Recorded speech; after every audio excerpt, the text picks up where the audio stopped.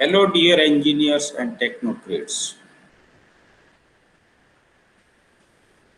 In this session, you will learn to determine standard time to perform an activity using stopwatch time study. This is a analog type of stopwatch. In your smartphones, you have a digital stopwatch. The time study is quite important and old concept of industrial engineering. It is used for determining standard time to perform operations or to carry out a job. Now we can carry out this time study in two ways. One way is called snapback method. In this method, we note down the time to perform an activity by the stopwatch, and then we again reset this stopwatch to 0. On the other hand, in continuous method of time study by using stopwatch, we stop the watch after an activity, but we will not reset it to 0, but we will restart it. And you can, if you don't have this analog type of stopwatch, you in your smartphones you have a digital type in which when you measure the time of an activity, and if you are resetting it to 0 again and again, then we will call that snapback method. And if you are measuring time of an activity, then you stop paying it and then you again restart it without a resetting, then it will be called continuous method. So when we should use snapback method? When you are measuring uh, activities which are completed in longer time. They are consuming lot of times or they have longer cycle times. Now in this method, since for each activity time, we need not to subtract time for like for if you want to calculate the time to perform second activity, so we need not to subtract the time taken to perform first activity. So by this way you can eliminate some errors which may occur while performing subtractions of the times. This continuous method is suitable when we are recording shorter cycle times for activities. But here we need not to add the activity times to calculate the complete cycle time to perform a job. Right.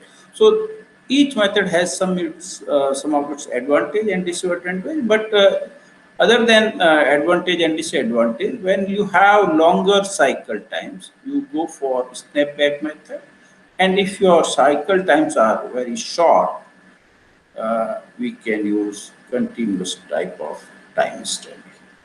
And the only difference is if you reset after calculating the time period of each activity or determining observing time of each activity. If you are resetting it, then it is called snapback, otherwise it is called continuous.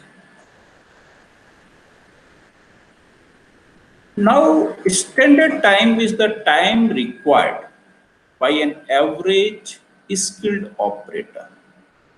The operator should neither be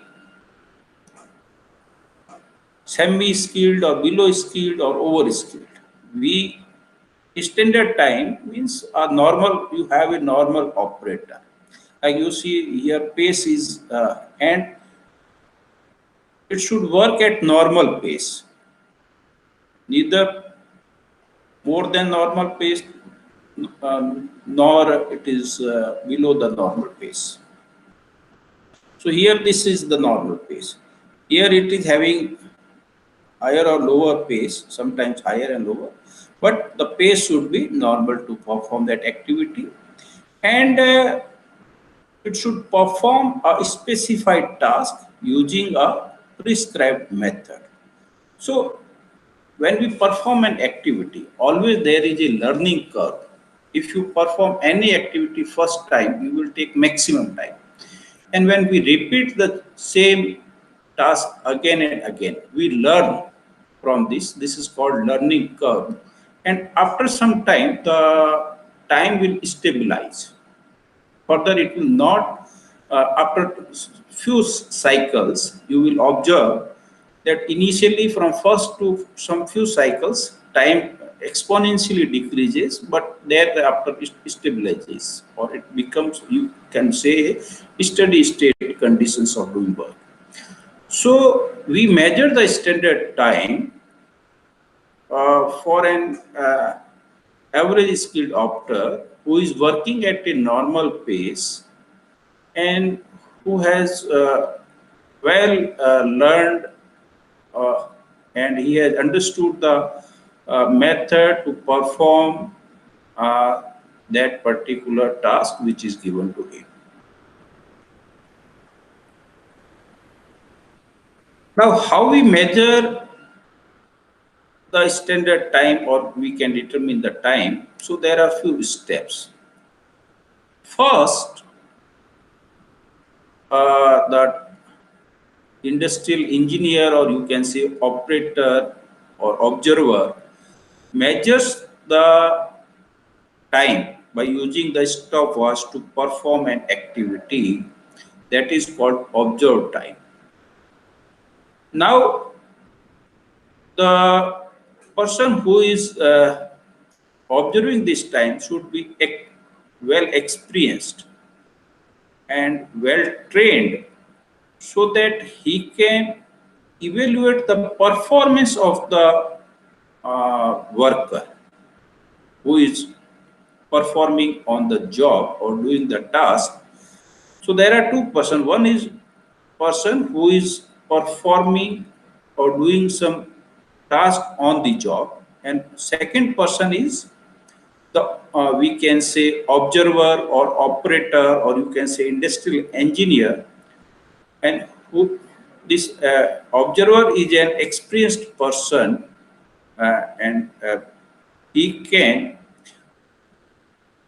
he know about the what is the normal pace. He has some idea about the normal pace of doing that work, and by based on his or her experience, he should be able to evaluate whether the particular person which is doing the job is performing below the pace or faster than the normal pace. So two things are done by the observer. One is that he measures the actual time taken by this worker to perform the job. That is called, and by with the help of this stopwatch. So that is known as observed time. Other than measuring this observed time, he assigns some performance rating to this worker. If the worker is doing his or her job at normal pace, then the operator assigns 100% performance rating. If the pace of the worker is slower than normal, then a lower performance rating, about 80%, 90%, 95%, lower than 100% is assigned. And if the worker or person is faster than normal, then rating above 100% is assigned. So by using this observed time and the performance rating, observed time is noted by this stopwatch by the observer, and rating is given by the observer based on his experience and the pace of the worker. So when we have these two data of observed time and performance rating, if we multiply both observed time and rating factor given by the observer, we get the normal time. Okay, so you will see here, if the rating factor is below 100%, and it means the person is taking a longer time, right? So observed time will be more in that case. So when you multiply this observed time by lower rating, you will get less time, normal time. Normal time would be lower than the observed time if the rating is below 100%. And it is understandable because rating is given below 100% when your worker is working at slower pace than normal pace, so he will take more time, so he will observe a longer time while the normal time was uh, lesser than the observed time. Similarly, if the rating factor is higher than 100%, it means a person is working faster than normal. So, in such a situation, observed time would be less than normal time. So, this rating normalizes this observed time. If anybody is taking higher time or more time than normal time, we give rating less than 100%. If somebody is, but you should know this calculation is not performed based upon the observer should not rate any person based upon the calculation of normal time. He should only note down the observed time, and based on his or her experience, he should rate the person's performance. Right. So after uh, getting these two values, by using this relationship, we determine the normal time. And you may note that when rating factor is below 100%, the normal time would be less than observed time. And if your rating factor is more than 100%, your normal time would be greater than observed time. Okay. So after getting normal time, so first we observed the you can say task completion time of, you can say observed time, then you multiplied it to rating factor, we got normal time. Now standard time is determined by adding allowances to the normal time.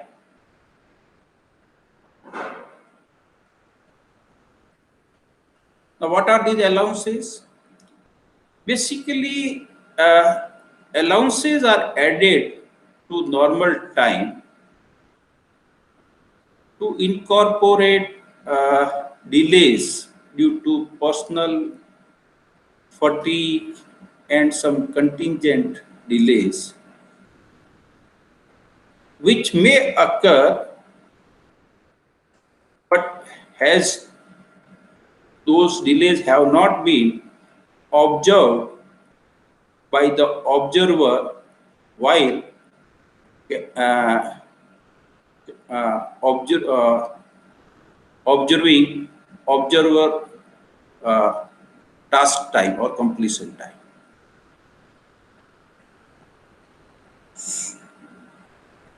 Now we take one example how we can use this understanding to calculate the standard time. The time observed for an activity is 100 seconds. The operator had a performance rating of 80%.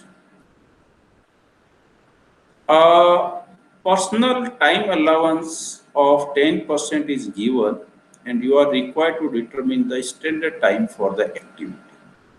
So observed time is given 100. When we multiply this observed time by performance rating, we get normal time.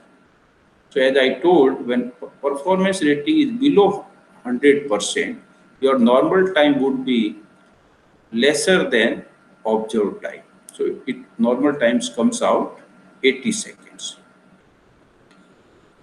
Now we need to add allowances to normal time to get the standard time.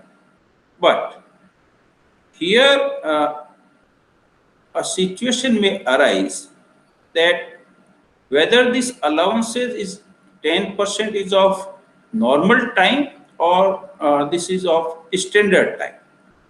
This we have to find out from the language of the question. Here a personal time allowance of 10% is given. It means this 10% allowance is of standard time and it is not of the normal time. So this allowance is a percentage allowance of standard time, and we rearrange this calculation, we get standard time is normal time multiplied by 100 divided by 100 minus percentage allowance. So we have now normal time, we have percentage allowance 10%, we put the values and we calculate the standard time. So this comes out 88.88 seconds.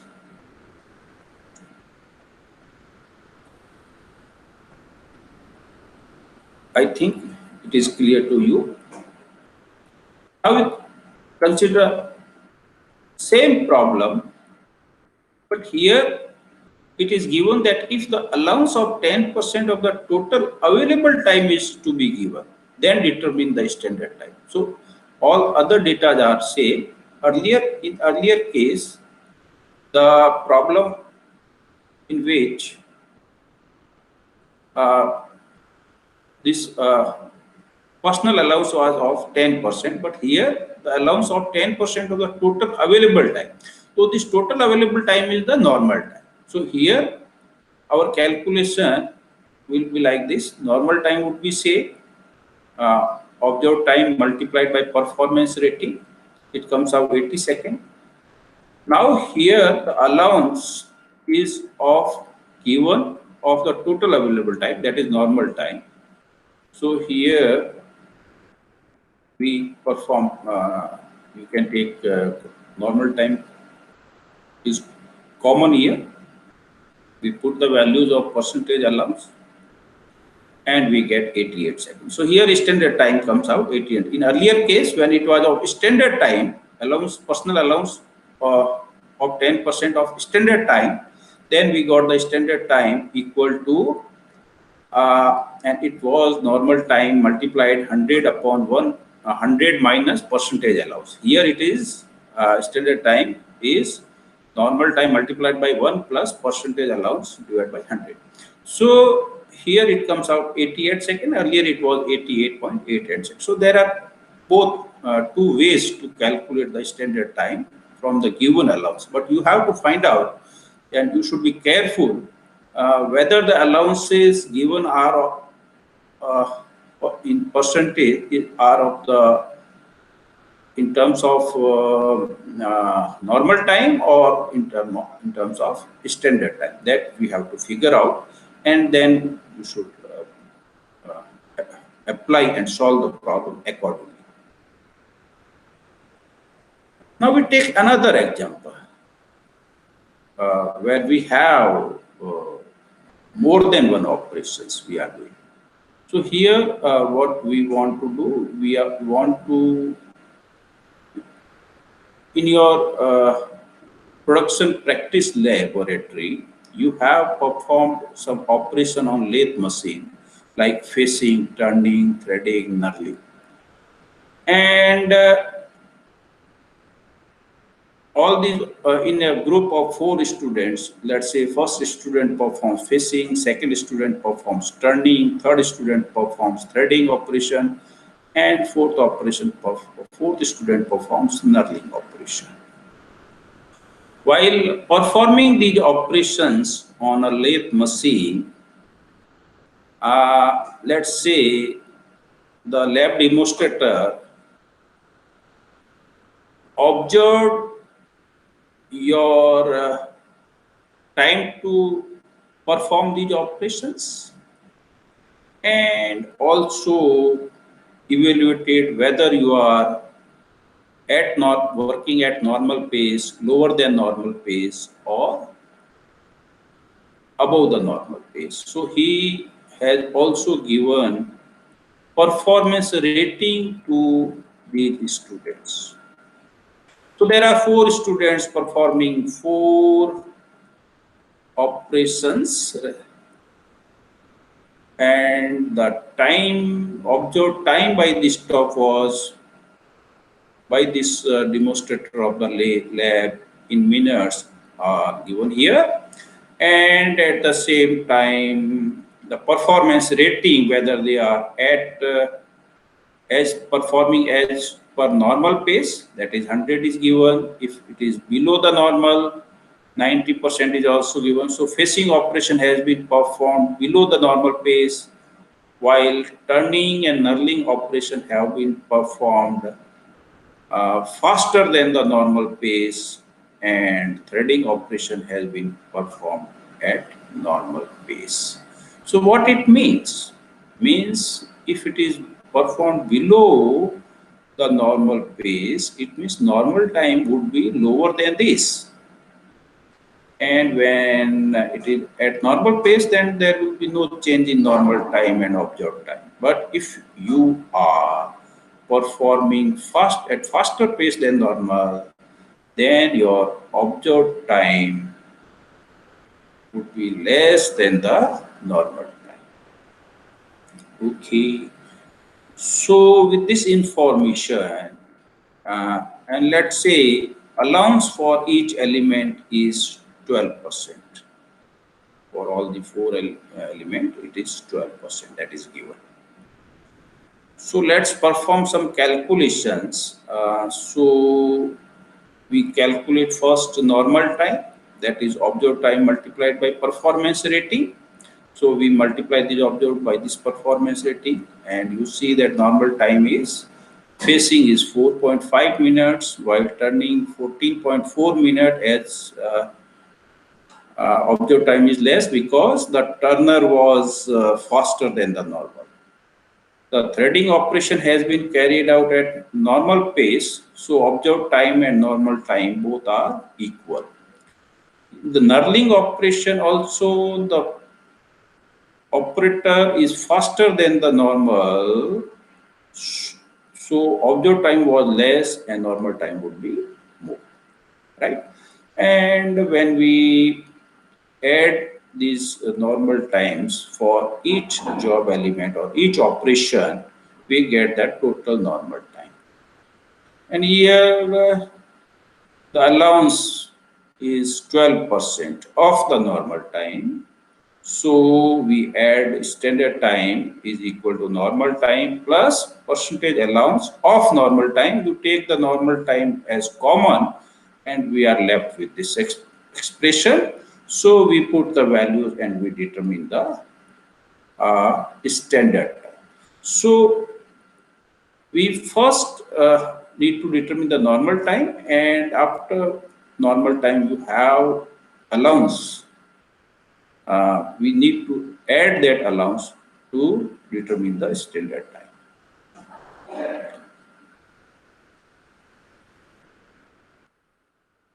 Other than time study, there are some other methods which are very popular without performing any stopwatch study. There are few techniques from which we can determine the standard time to do any job, any sort of job. And these standard methods, one of the method was time study. Here you need to observe, but in predetermined motion time system and modems, you need not to observe any sort of uh, time, because when you measure the time of any operator, then he may have some objection or he may change his pace. So to avoid these drawbacks of time study, uh, these predetermined time motion time system and MODEPS techniques employ some data, recorded data, in which we determine the standard time without actually observing the time of the work. Work sampling is also a method to determine the standard time. So there are four well-known methods mostly used. There are other methods also, but these are the most popular methods. One is time study, which we have discussed in this session. Others are predetermined motion time systems called PMTS and MODEPS and work sampling techniques. Now, a question may arise in your mind that what is the use of calculating this standard time? Standard time calculation is very useful in almost all the production planning and control technique evaluation.